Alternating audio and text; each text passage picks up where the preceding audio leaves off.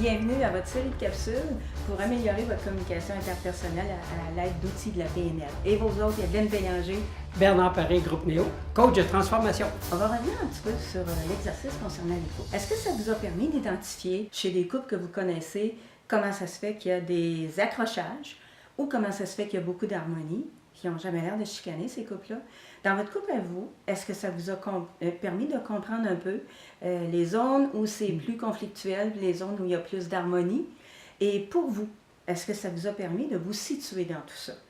Supposons que pour moi, l'auditif, c'est celui qui était comme le plus faible. Là, je l'ai travaillé, mais qui était le plus faible. Donc, c'est sûr qu'avec des personnes qui, elles, avaient un mode privilégié auditif, j'avais une communication qui était déficiente. J'avais de la misère à rentrer en communication avec. Donc, en ayant développé ça, maintenant, c'est facile avec les 3 modes. Mais c'est important pour vous de savoir dans quel mode vous avez plus de difficultés et pour l'augmenter, pour le travailler. Aujourd'hui, nous vous enseignons comment, en entrant dans une maison, le décor vous révèle si ses habitants sont plus du mode visuel, ce qui vous permet d'adapter votre langage à eux afin d'avoir une communication plus efficace et plus agréable. Juste pour le fun. Juste pour s'amuser. OK. Supposons que vous arrivez dans une maison habitée par des personnes qui ont un mode de représentation plutôt visuel. Comment vous pensez, avec les indications qu'on vous a données, que ça va être? Sûrement, ça va tout être ramassé. Après ça, il va y avoir une ambiance, mais lorsqu'on parle d'ambiance, les personnes ont besoin que ça bouge. Ça arrive souvent que la télévision joue, qu'un poste de radio joue. Ça peut être cacophonique, là. Mais du moins, c'est beau visuellement, il n'y a rien qui traîne. Les jouets sont tous ramassés dans un coin, même pas dans un coin, le port du sol d'un étagère, vous ne les voyez même pas. Avec des portes fermées. C'est ça. Côté meubles, bien, vous savez la tendance depuis quelque temps d'avoir un décor épuré. Bien, pour les visuels, ça fait vraiment leur affaire parce qu'il n'y a pratiquement rien à ramasser, donc c'est toujours rangé.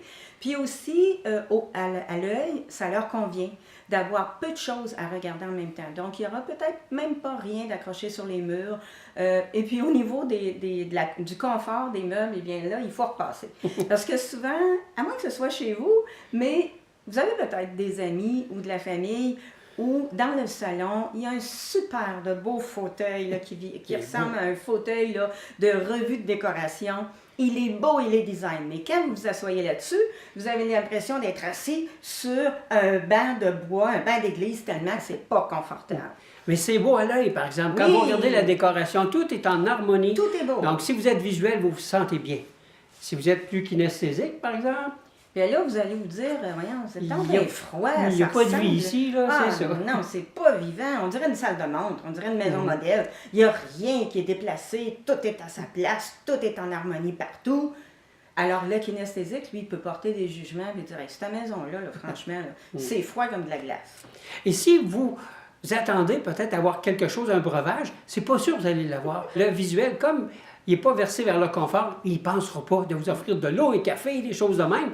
Peut-être après 2 heures, c'est vous qui allez vous dire, ben là, j'aimerais savoir un verre d'eau, j'ai la gorge sèche un petit peu parce qu'on parle pas mal. Puis attendez-vous pas que chez les visuels, que les gens vont rester assis longtemps.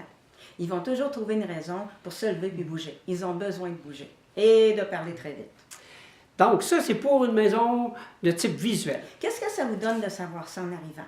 Bien, en arrivant, en décodant ça et avec ce qu'on vous a enseigné dans les capsules précédentes, vous allez pouvoir aller dans le mode de l'autre. Donc, vous allez pouvoir parler son langage. Vous allez pouvoir utiliser des prédicats, des mots indices sensoriels visuels. Vous allez pouvoir prendre des attitudes de visuel et la personne va se sentir vraiment bien avec vous. Vous allez créer un genre de pont, comme un point de convergence entre son mode visuel et votre mode à vous. Supposons, comme on disait tantôt, vous seriez kinesthésique, bien, vous allez créer un point de convergence afin que la conversation soit agréable pour votre interlocuteur et pour vous. C'est à vous d'aller dans le mode de l'autre parce que c'est vous qui êtes responsable de votre communication, de faire en sorte qu'elle soit vraiment plaisante, efficace et agréable.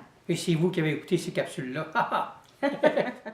Dans la prochaine capsule, le décor d'un auditif. À bientôt!